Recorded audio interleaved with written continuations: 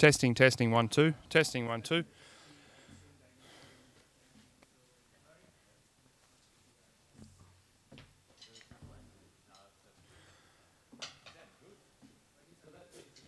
Testing, testing, 1, 2. Hello, Brenton. Hello, Brenton. Okay.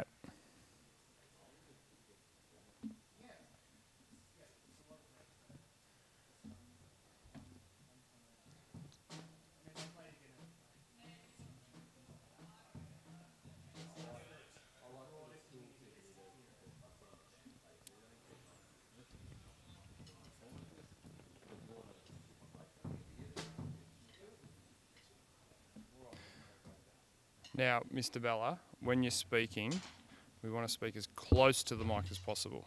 Like, you don't have to do this, but like it's pretty close as it is. But are these boys speaking as well? They are. Yeah. For their rehearsal. Perfect. So, Well, they can be the testers. There you go. Yeah, we're going to run through your script. So just wait for Michelle and Cindy. So I have it here. Is this going to be the live feed and you're just going to let it go, Brenton? Okay. Because we still have... Still 45... When's it starting? 12:10. 12:05 is the anticipated start. Okay. 35 minutes. But that's all right. Just let it go? Yep. Done.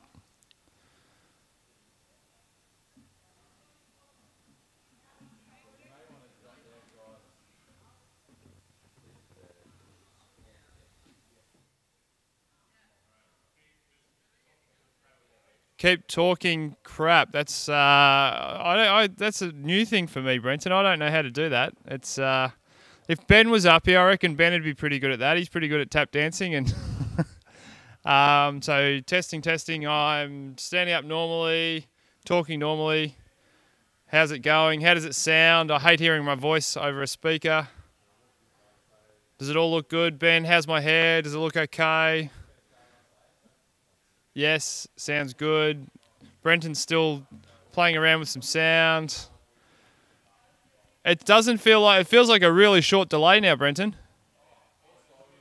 That is really good. That's really good. So, oh, sorry, I've got to keep talking. Hello. That is really good. I don't know what else to say. The chairs are a bit wonky. I'm going to have a chat.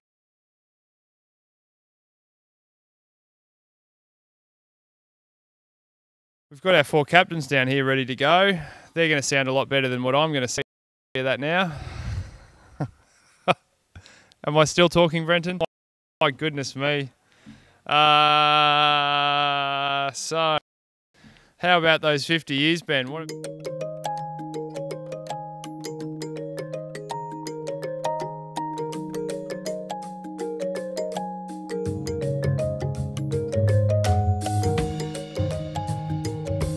Yeah.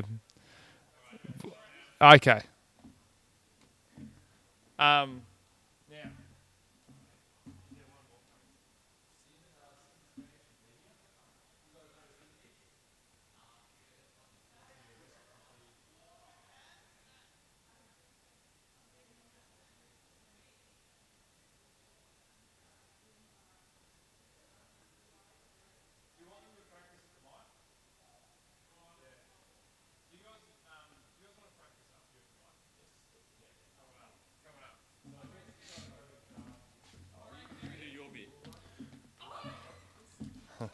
So the only thing, coming up, guys, coming up. Michael, you can come up here too. Come up, Michael. So we've got this mic. Is that on now? Yes. Yep. So these mics are what's going to be and that's here. For the live feed. This is for the live feed. Beautiful. So this is the one, like you don't have to get up like this to talk into it, but you sort of want to be reasonably close. So if you're talking like this and you're side by side, it's not going to pick it up as well as if whoever's speaking probably needs to come in front of the mic like this.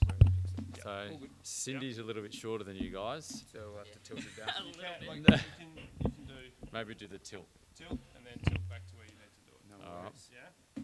Cool. Okay. Leave it with you. I'll enjoy watching the live feed. So we'll be down there, okay, until we get they're okay to start the assembly, Yeah. all right, which we're going to aim to start at 12:05. Beautiful. All right. The two of you will walk up on the steps on stage, and you're on. Yeah.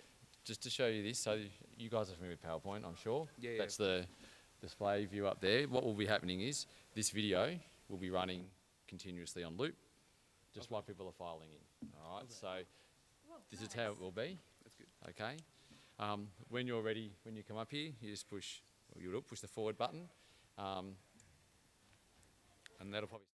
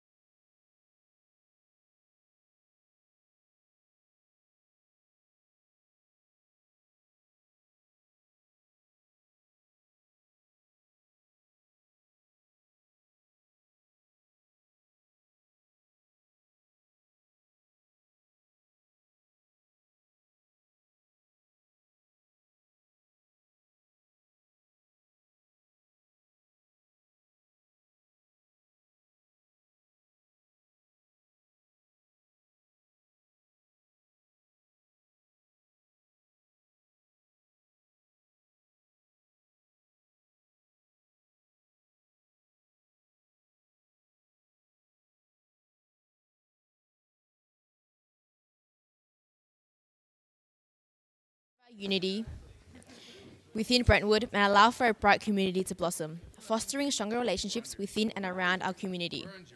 This means improving the relationship between those in the same year level as us and undoubtedly strengthening the relationship between the young and older cohorts.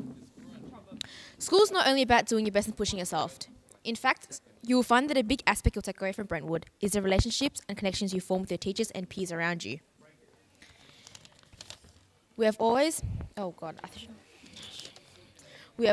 will constantly continue to be active advocates for achieving a sense of connectivity and truly believe that it is pivotal in achieving a strong and collaborative community.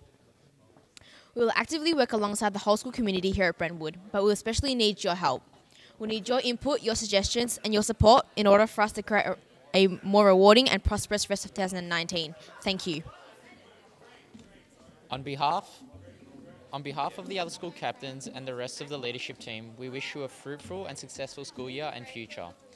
We will be treated to a special performance from the senior concert band. They will be playing a piece that has been composed by one of the music teachers and the band's conductor, Miss Cook, especially for this historic occasion. Please welcome Miss Cook and the senior concert band performing the Brentwood 50th anniversary fanfare. Hi.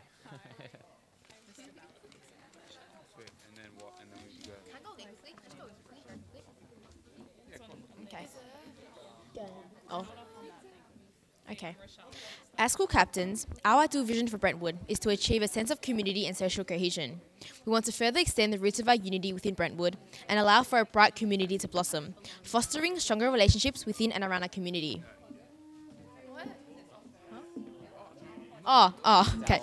This means improving the relationship between those in the same year level as us and undoubtedly strengthening the relationship between the younger and older cohorts.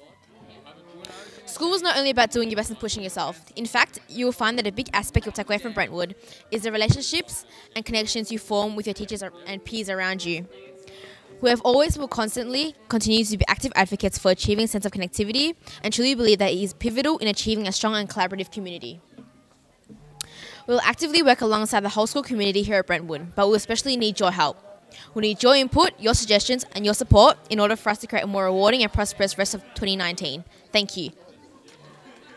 Let's go from start. Sick as. So, first things first. Do I stand on this side or the other side?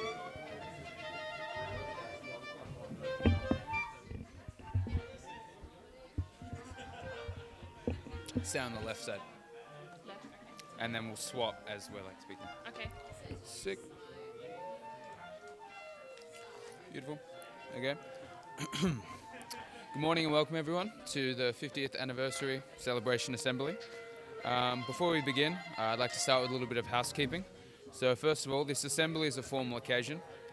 We'd request that you show respect at all times, and students are asked to observe the following behaviors. Observe means to watch. That doesn't make much sense. Wait. Okay, yeah, I definitely am. We listen during a performance or while a speaker is addressing the assembly, and when the national anthem is played, an audience should not clap at the end. We would like to begin by acknowledging the traditional owners and custodians of the land. Oh, yes. Sorry. Yeah. So, we would like to begin by acknowledging the traditional owners and custodians of the land on which we are meeting, the Boonwurrung and the Wurundjeri people. We pay our respects to their elders, past, present and emerging, and the Aboriginal elders of their communities who may be here today. Yes. It is? Is it? I don't know. Friends will look up at the sound, so don't worry about Is it picking us up? Can you hear? Okay, sweet. And lastly, before we begin, I'd like to welcome and thank our special guests who've made the time to celebrate this occasion with us today. Firstly, Mr. Matthew Freegan, our local Member of Parliament of the Mount Waverley seat. Secondly, Mr. Bruce Atkinson, Eastern Metropolitan Member of the Legislative Council. Thirdly, Mr. Shane McCluskey, Mayor of Monash City Council. Ms. Kerry Whitehand, the School Council President and her fellow school councillors. Previous principal class, including Mr. Gordon Clancy, Mr. Gus Martin, Ms. Alida Brereton. Our special guest speaker, Ms. Maxine Moran. And last but not least, Mr. Ian Watkins, Senior Education and Improvement Leader. Oh, sorry. No, okay, yeah. So, blah, blah, blah, blah, blah. Then press go. Okay, all right. Can we ask that everyone please be upstanding for the Australian National Anthem, which is being performed by our senior band.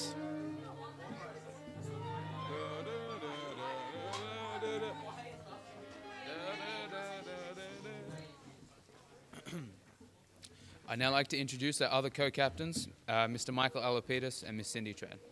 No, it'd actually be Master. Why did I say Mr. and Master? No, I don't think they do Master anymore. I know, but I learned that the other week and I was like, whoa. Oh, sorry. And before I leave, I'll just set the microphone for Cindy.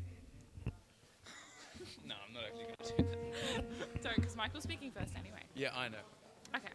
We acknowledge the traditional owners of the land on which we are meeting, the Boon Warren and the Wurundjeri people. Wurundjeri people. Yeah. How do you not know it yet? Like, literally, I've heard Wurundjeri people since prep, like constantly. They didn't do it at my primary school. And Really? Is that Wheeler Hill? Yeah. And I've heard Wurundjeri people. Wurundjeri. That's what I've heard. So that's what I said before. And like, no way. And I was like, damn. Okay then. So we acknowledge the traditional owners and custodians of the land.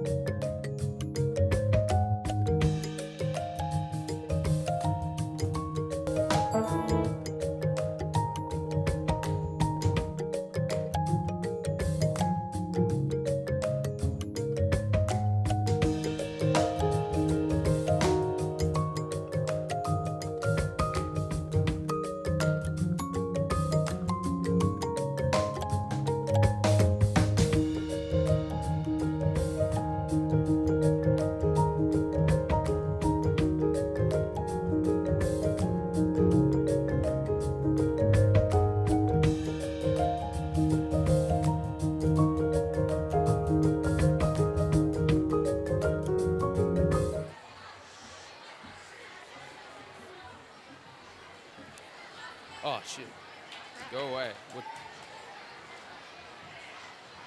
Oh, okay. So.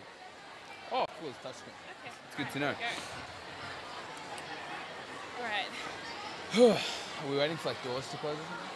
I'm not sure. I think maybe Just remember the Mr. microphone's there. Balla give us the go. nod. Okay. Good afternoon, everyone. Gotta be a bit louder. I feel like the microphone's not working. Okay.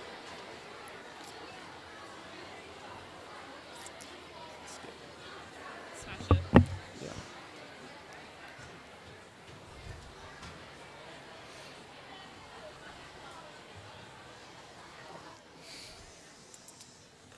Good afternoon, everyone. I'd like to welcome you all to our 50th anniversary assembly. Oh,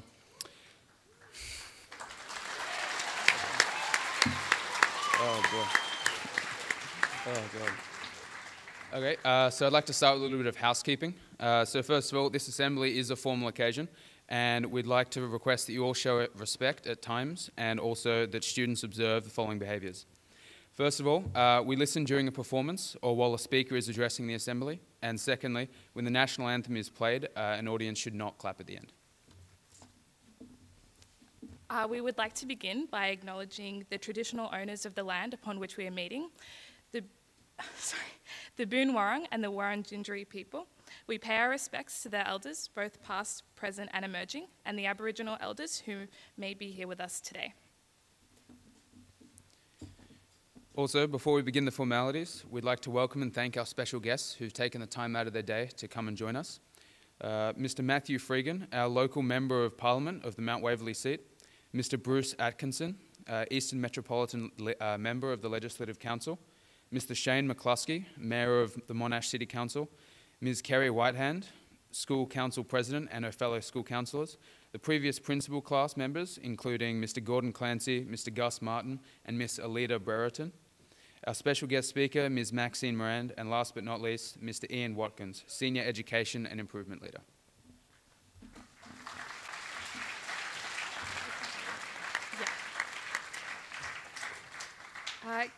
Can we ask that everyone please be upstanding for our Australian National Anthem, which is being performed by our senior concert band. Thank you.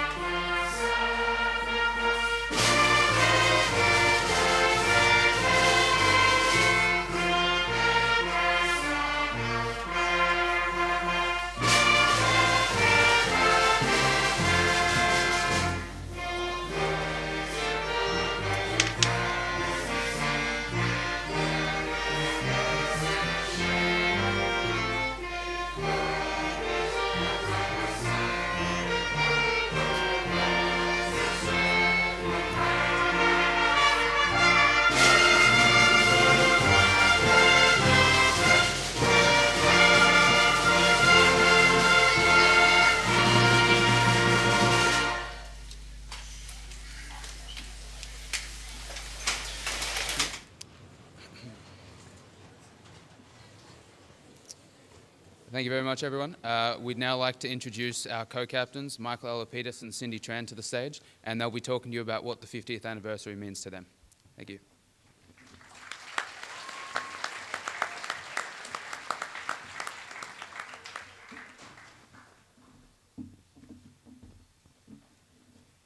Good afternoon, everyone. My name is Michael, and this is Cindy, and we are two of the school captains for 2019. As you know, we are all gathered here today to celebrate Brentwood's 50th anniversary. Not only does this assembly recognise Brentwood's 50th birthday, but the start of high school for the Year 7s, and as well as the final year for the Year 12s here at Brentwood. Although this is a great time to reflect on Brentwood's excellence over the years, it is also time to reflect on your goals for the future and how to improve from the past. For the school captains, this means making Brentwood a better place for all of you. Like the events already happening around the school, such as the House Cup, which is a great success. Although these novelty events are here for your enjoyment, it is here to create a sense of pride and unity here at Brentwood. Coincidentally running alongside the 50th anniversary, it is a great embodiment of what we are trying to achieve here at Brentwood in 2019. A place of pride, unity, and a vision for the future.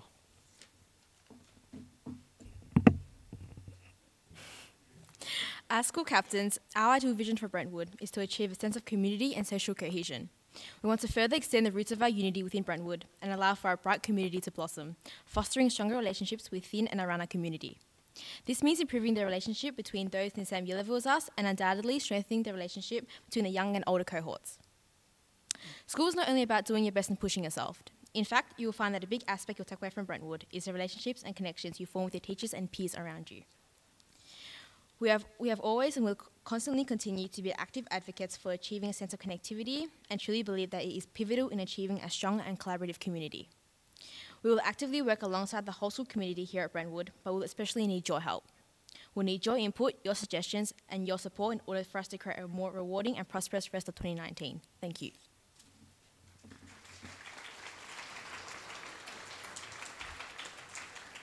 On behalf of the other school captains and the rest of the leadership team, we would like to wish you a successful and fruitful school year and future. We will now be treated to a special performance from the Senior Concert Band. They will be playing a piece that is being composed by one of the music teachers and the band's conductor, Miss Cook, especially for this historic occasion. Please welcome Miss Cook and the Senior Concert Band performing the Brentwood 50th Anniversary Fanfare.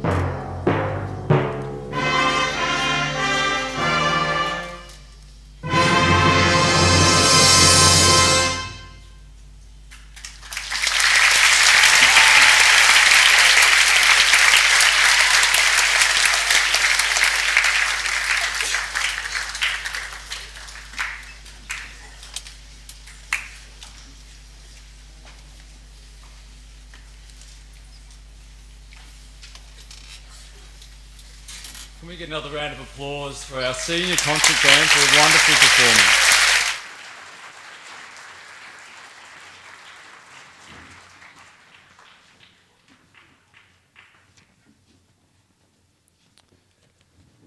Well, good afternoon, everybody, and I too would like to extend a very warm welcome to our special guest here today to share in what is a very significant day for our school. I think it is such a privilege for each of us to be here today to mark a significant day in our school's history. And I've been wondering what Mr. Fuller, who was the first principal of Brentwood Secondary College, might have pictured in 50 years' time when he welcomed 50 students into Brentwood Secondary College in 1969. Interestingly, the buildings that he was welcoming students to weren't constructed yet. Our first students at Brentwood started in the Glen Waverley South Primary School buildings before making the way across into the buildings that are still standing here today. And I do wonder if he had the realisation of the impact that Brentwood would have on so many people over the next 50 years. To give a little bit of context to 1969, a time that for our students seems a very, very long time ago, and for many people at the Assembly today. But 1969 not only marked the opening of Brentwood Secondary College, it was the year that man walked on the moon. It was the year that the Woodstock Festival took place in America. John Gorton was our Prime Minister and Sir Henry Bolte was the Premier of Victoria. In terms of sport, I'm very happy to say that Richmond were premiers in 1969. Rod Laver beat Tony Roach, 2 Australians, in the US Open final. That year, Tony Roach was the first male tennis player to win 2 Grand Slams, an incredible feat. For the aviation students, the 747s, the first year it took a commercial flight. The Monash Freeway, which causes us so much pain, didn't exist yet in 1969. McDonald's hadn't even arrived in Victoria in 1969. And our Brandon Park Shopping Centre was yet to be built. It started in the early 70s. And for those who can remember VFL Park from football, that hadn't been constructed yet, and it has been and gone. Brentwood has stood the test of time and will continue to thrive in the next 50 years, I have no doubt. As a school community, we've evolved from quite humble beginnings. Like I said, 50 students to 1,644 students enrolled in 2019, approximately 1,300 families and 150 staff and an army of volunteers who are part of our community each and every day. And when I talk at assemblies so far, I've reflected on what it means to be a Brentwood student and what does it look like to be the best learner and the best person you can be each day. Well, today we're very privileged. In a short while, we'll hear firsthand what it means to be a Brentwood student when Maxine Moran addresses our school in a few moments. You'll hear by taking advantage of what Brentwood has to offer you. Perhaps you'll be able to use that to achieve your potential and flourish as well. I would encourage each of our students here today and our guests and staff to think about their journey at Brentwood. In 50 years' time, what will be your recollection of Brentwood? What will you have gotten out of the opportunity that is in front of you? You probably don't have the answer to that question. And if you do have an answer to what you think you might achieve by the time you've finished at Brentwood and down the track, I would encourage you to reconsider. I would encourage you not to put a ceiling on what you might achieve in your time at Brentwood or your time beyond Brentwood. Yes, you need to have some short-term and long-term goals, but a Brentwood student doesn't fix their goals. They seek to improve, they seek to grow, and they seek to learn. So today when we assemble for our 50th photo, think about the fact there's been thousands of students who have walked these school grounds before us, all of them successful in their own right. Each of them will be able to tell you their story of their time at Brentwood and what it means to them. For those that have achieved or exceeded their dreams, they will tell you that they worked hard, they challenged themselves, they didn't give up when things didn't go to plan. They contributed to their school community and their school community gave back to them in spades. These experiences helped shape them into who they are today, and that is why so many people came back on March 15 to our 50th celebration. So think about how you'll make the most of your time at Brentwood, how you'll push yourself, to not limit yourself, your growth as a learner and as a person, but strive to push your own boundaries. It's also important to think about over the last 50 years, the student, staff and community members have shaped this school community in so many ways. Over the years, Brentwood has developed into a school community that values respect, responsibility, integrity, compassion and empathy. And as the principal, I have a great sense of responsibility to continue fostering these values and by demonstrating them in my role. But it's not just up to me or the teachers as part of our community. Every single one of us here, to mark our 50th birthday, has a responsibility in living these values and building on a culture that we have in this community. And the best way to demonstrate this gratitude is to ensure we pay it forward in our own actions. And I hope you can also use today as an opportunity to not only think about what you can achieve as a learner at Brentwood and as a member of our community, but perhaps what you can contribute back to your community to ensure that over the next 50 years we continue to be the best school and the best learning community that we can possibly be. So with that said, I'd now like to introduce you all to our very special guest, who I think is a shining example of a Brentwood student, Miss Maxine Morand.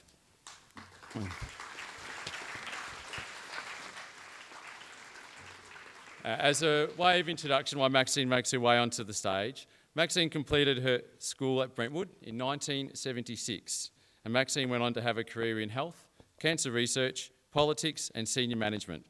Maxine began her career with general nurse and specialist nurse training, then worked as a Victorian transplant coordinator. Following the birth of 2 children, Maxine graduated with a Bachelor of Arts and Honours and then worked at the Cancer Council of Victoria. Maxine was elected as a member for Mount Waverley to the Victorian Parliament in 2002 and was appointed to the senior government roles including Parliamentary Secretary for Health and Minister for Children, Early Childhood Development and Minister for Women's Affairs. Following her parliamentary career, Maxine was CEO of Breast Cancer Network Australia for 3 years. Maxine is now Board Chair of Peter MacCallum Cancer Centre and teaches in the School of Public Health and Preventative Medicine at Monash University. Please join me in welcoming Maxine Morand to the lectern.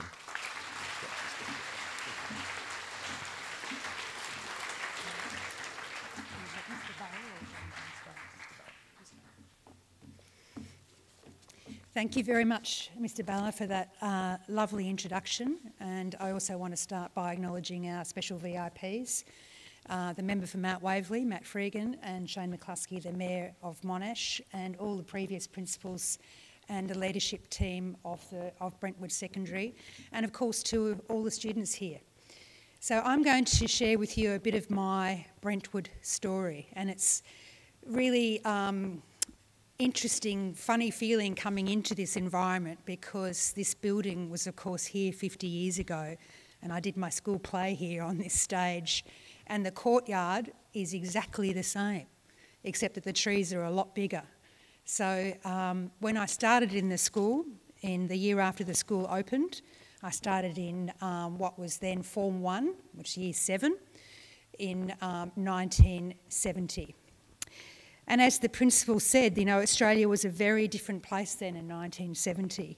The population was a bit over 12 million. So it's doubled in that time. And because I'm into populist things, the Beatles had a top 5 song and so did Johnny Farnham. Would you believe that? Raindrops Keep Falling on My Head was a top song in that year. But when I arrived with my older brother, who was 1 year older, and my parents bought a house in Cootamundra Drive in Mulgrave, which many of you will know that part of the world, and it was brand new. Everything was brand new. The school was brand new, the house was brand new, it was part of a big housing development. There were 4 bedrooms and 2 bathrooms, and we were so excited because I also had 2 younger brothers who also joined me at Brentwood in the following years.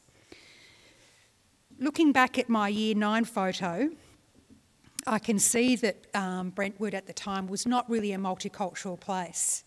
There were children's faces there, probably from European backgrounds, but not a lot of diversity. But sitting next to me in my Form 4 photo was my best friend, whose name was Duwani. And Duwani had an Indonesian father and an Australian mother, and she taught me how to say good morning in Indonesian, and I thought that was really exotic. But it was 6 happy years I spent at Brentwood. I had some fantastic experiences in camping, the Ayers Rock Camp, of course. I think you're still doing that 50 years later, but it was a fantastic experience. I played netball, I was in the school play, as I said, and when I met Chloe on the way in here, she said she was a member of Greenhouse, and I'm pretty sure I was a member of Greenhouse too, so go Greenhouse. At the end of Year 12, after a fantastic education here at Brentwood with new school and new friends and very, very, very happy and positive time, it was time to decide what to do next. And at that time in the late 70s, there was very much considered, you know, sort of a gender divide, I suppose you'd say, in what your future might look like. And a lot of young women at the time went into nursing or teaching, and my mother really encouraged me to consider one of those options.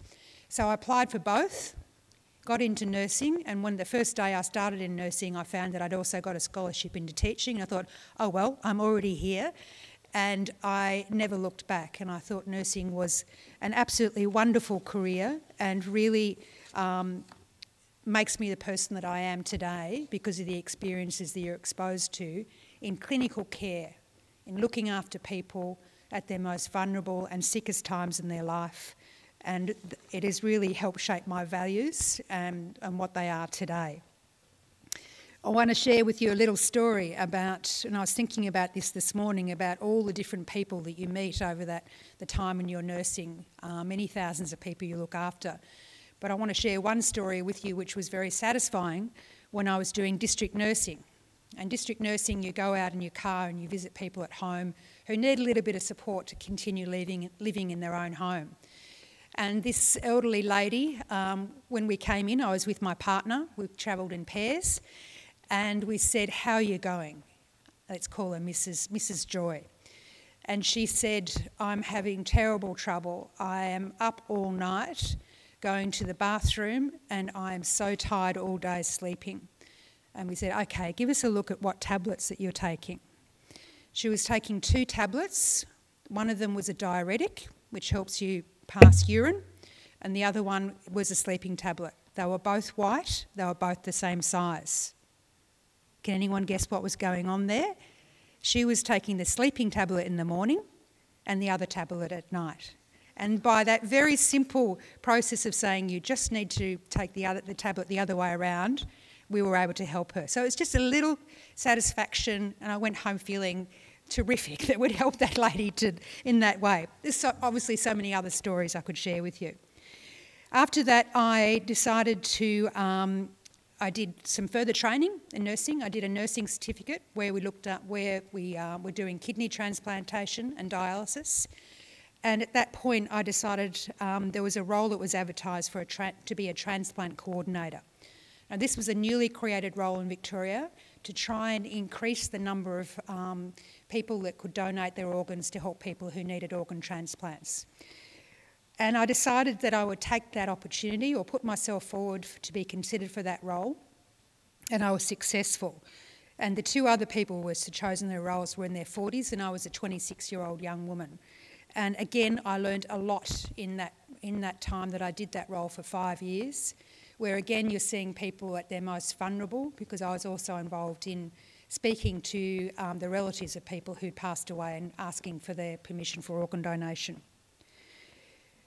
Then I was 26 years old and I met my future husband, and then during this time my parents also moved north, and I sort of lost my ties with Glen Waverley in that time. I had been coming home regularly, but sort of Glen Waverley sort of faded into the distance at that time in my life. I also decided I wanted to do a degree, because nursing at the time was a nursing certificate, and I was really strongly motivated to broaden my education. I went back to uni as one of those super keen mature age students, and then finished my first degree after James was born, and then after my daughter Madeline was born, I did an honours year in statistics. And statistics has also held me in good stead, those of you who like maths and stats, because data then was valuable, but it's even more valuable as an attribute today. And both of my children actually work in data too. Then, another fork in the road. So I was working then at the Cancer Council in data analysis, and then I got into more project work because of my clinical background. And I was happy, I had 2 children at home, but I wanted to do something else. I wanted to influence something bigger. And I joined a political party, the Labor Party, and got involved in policy development. And I was very passionate about policy development, and because of the disadvantage and things that I'd seen during my time as nursing. When I was at the Cancer Council, I was involved in tobacco control policy development.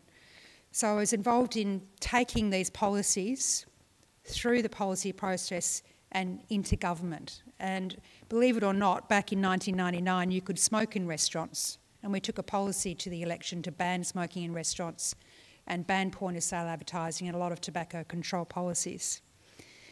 After that election, again, another opportunity should I consider going to work for one of the ministers? Should I apply to go and work as an advisor? And even though I had 2 small children at home and everything was going very, very well for me, I took the opportunity and applied for that role. And I can tell you that that was hard, because it was hard having 2 small children at home and doing such a demanding role. Then another fork in the road, I suppose, is thinking about, I was enjoying that role, it was very rewarding, but then I was encouraged to consider an opportunity to be a Member of Parliament. In 2002, there was a newly created seat, a seat of Mount Waverley, and I was encouraged to consider standing for Parliament. And that's a big leap for a girl from Brentwood who did nursing and then has travelled along the journey up until that point. But I had the support of my family, and I thought it was an important thing to try and achieve. So I stood for Parliament. In the lead up to standing for Parliament, I took my children and husband out to Glen Waverley to drive around and have a look at, potentially the area that I would be representing. And my father had a record shop in, is it Kingsway, or is it? It's where the car park used to be. Anyway, it was in the Glen Waverley shops. And we drove up and I wanted to show them this is where my dad's shop was, and it's now a tailor. And above the shop was the Member of Parliament's office.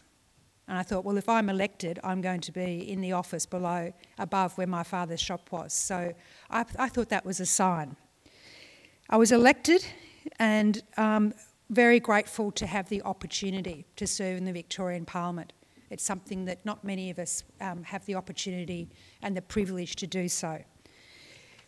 I wanted to share with you just a couple of anecdotes from that time. Obviously, it's an amazing opportunity to be a Member of Parliament, and I was very active and I hope a very responsive local member, and I was very connected with this community and with Brentwood, and I loved coming back to Brentwood to see the progress of the school. In the second term of my Parliament, and for all the women here this morning, I want to share with you a statistic, because I do love a stat, that in 2008 we celebrated the centenary of women's suffrage in the Victorian Parliament.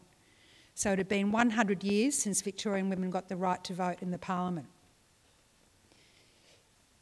In sort of researching my speech to Parliament on that anniversary, I found that there'd been 1,550 men who'd served in the Victorian Parliament. And I won't get you to guess because there's too many of you, but there'd only been 90 women over that same time period. So it's not that long ago, young ladies, that women were very underrepresented in our Parliament, but we've got a long way to go to make sure we've got equal representation. So I dare you to dream about getting into Parliament yourself. So my message at the end of my career in Parliament, I took a role as Chief Executive of a cancer consumer organisation, and I'm now teaching health policy at Monash University. So my summary for you today is that Brentwood gave me a fantastic start in life. It was a very happy time and a great education for me. And I think it's going to give you all a fantastic start in your lives as well. But then it's up to you what you do after that. And as your principal have said, you don't want to put a ceiling on your expectations. It's very important that you consider that you could do anything you like in life, because I'm in proof that you can. So thank you for having me here today. It's an absolute pleasure to join you in celebrating Brentwood's 50th anniversary. Thank you.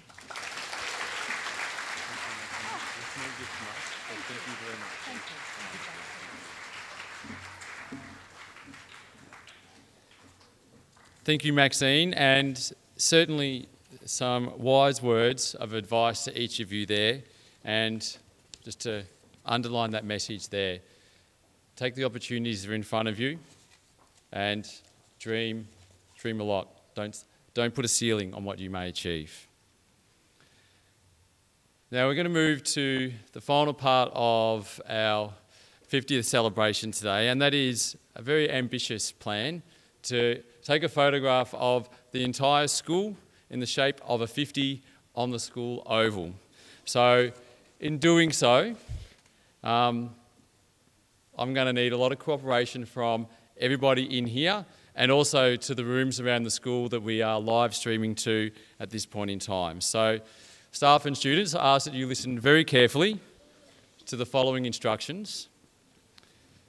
And it's important that nobody leaves their assembly areas until I direct you to. So for the teachers in charge of C Block, the classrooms and TLC, please do not turn off your live feed or you won't know when to exit onto the oval.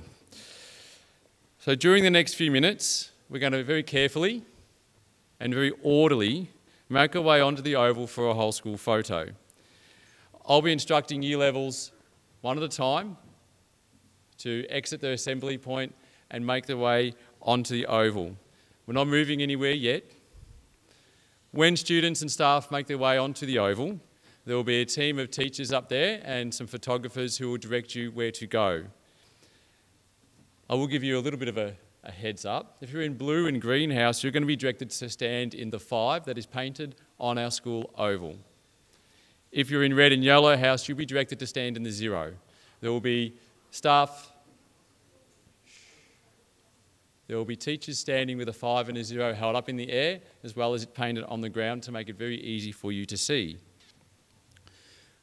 When we arrive, the first groups that I call to leave will fill from the bottom of each number, and progressively we will fill the numbers up to the top.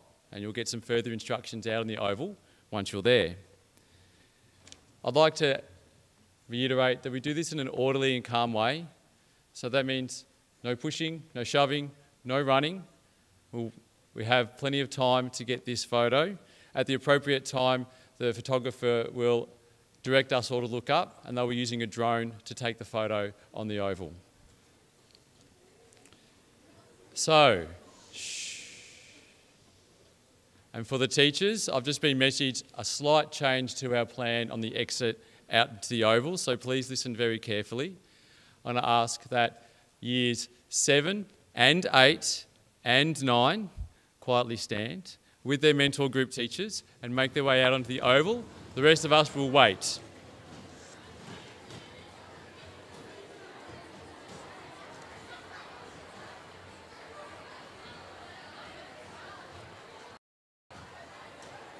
While you're waiting in the hall, you might like to look at some photos of the celebration.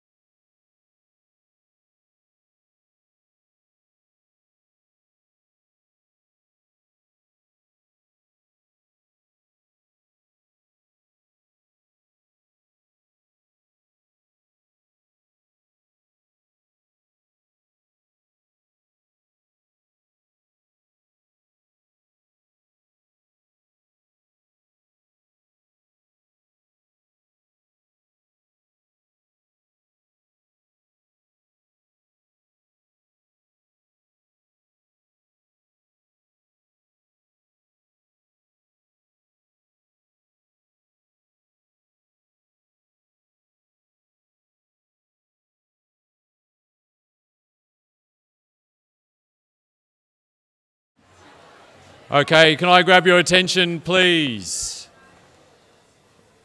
Year 7, 8 and 9, I've been told, have done a wonderful job exiting onto the oval, listening to teachers' instructions and standing in the white lines out there. Year 10 and Year 11 students, it is your turn to make your way onto the oval. Year 12, we will stay. Just Year 10 and 11.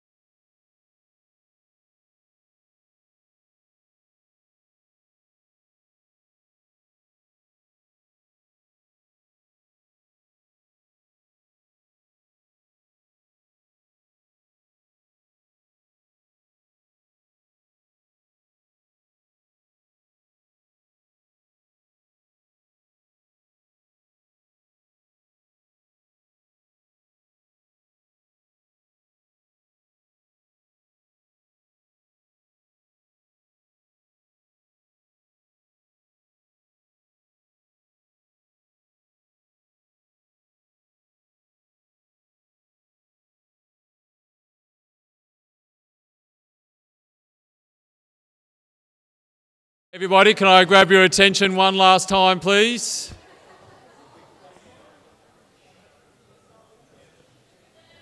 So, Year 12s, we're told of saving the best to last. It is your turn to make your way out onto the oval, listen to instructions. All staff and special guests, can you please make your way out onto the oval as well? Thank you.